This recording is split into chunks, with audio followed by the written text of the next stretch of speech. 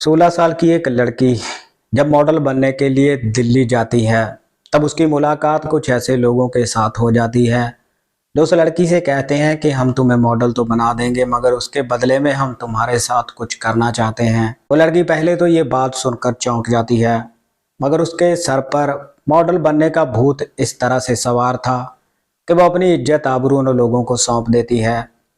उसे इस बात का बिल्कुल भी अंदाजा नहीं था कि जब ये बात और लोगों तक जाएगी तब और लोग भी इस लड़की का शारीरिक शोषण करेंगे। आदाब, नमस्कार, सत श्री अकाल दोस्तों, बहुत बहुत स्वागत है आपका CHD क्राइम सफ़र के एक नए एपिसोड में।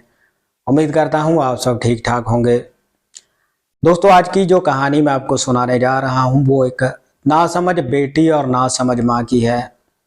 इस कहानी में एक माँ और बेटी एक ऐसे जाल में फंस जाती हैं जहाँ पर उनका रेप हो जाता है, और इस बात को छुपाने के लिए वो लगातार 7 सालों तक रेप का शिकार होती रहती हैं।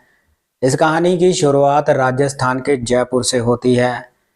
जयपुर की ही एक पढ़ी लिखी महिला की नौकरी दिल्ली में एक बड़ी मल्टीनेशनल कंपनी में लग जाती है। अब कंपनी इतनी बड़ी थी, इसीलिए उस महिला की सैलरी भी काफ़ी अच्छी थी।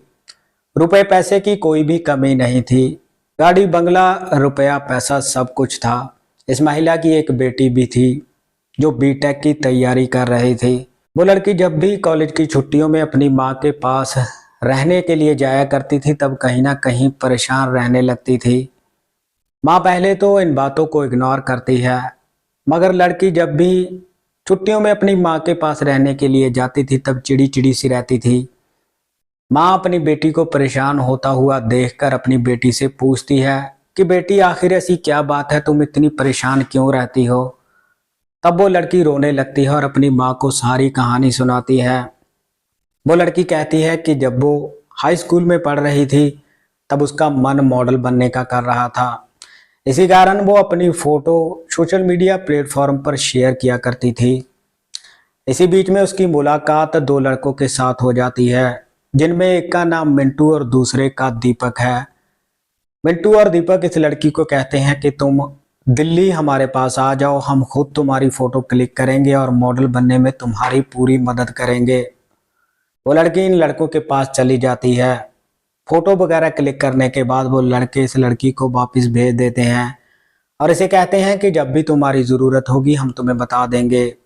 इस तरह से वो लड़की को बार बार अपने पास बुलाते रहते हैं और एक दिन वो लड़की के इतना ज़्यादा नज़दीक आ जाते हैं, मौके का फ़ायदा उठाकर उसके साथ शारीरिक संबंध बना लेते हैं और इस सारे ही कृत्य का वो वीडियो बनाकर अपने मोबाइल में भी रख लेते हैं। वो लड़की गई तो थी मॉडल बनने के लिए, लेकिन वहाँ पे उसकी इज्जत तार तार हो चुकी थी। अब वो लड़की वहाँ से वापस आ जाती है और यहीं से ब्लैकमेलिंग का सिलसिला शुरू हो जाता है। अब जब भी उन लड़कों का मन करता था तब तब वो उस लड़की को अपने पास बुलाकर उसका रेप किया करते थे। ये सिलसिला कई सालों तक लगातार चलता ही रहता है। वो लड़की इस बात का जिक्र किसी से भी नहीं करती, मगर जब वो परेशानी की सारी हदें पार हो जाती हैं उसके बाद वो अपनी एक सहेली को इसके बारे में बताती है। उसकी सहेली शादीशुदा थी। अब सहेली अपने पति को इसके बारे में बताती है और कहती है कि तुम उस लड़की की मदद करो। सहेली का पति, जिसका नाम प्रकाश बालनी था, अब वो माँ और बेटी के साथ कांटेक्ट करता है और उन्हें कहता है कि मैं तांत्रिक विद्या जानता हूँ, मैं उन लड़कों के कान में ऐसा मंत्र फूंक दूंगा जिसके कारण वो इस लड़की को परेशान करना बंद कर देंगे। जैसे ही ये बात माँ और बेटी सुनती हैं दोनों खुश हो जाती हैं। माँ सोचती है कि प्रकाश अब पूजा पाठ करके उन लड़कों से मेरी बेटी का पीछा छुड़वा देगा।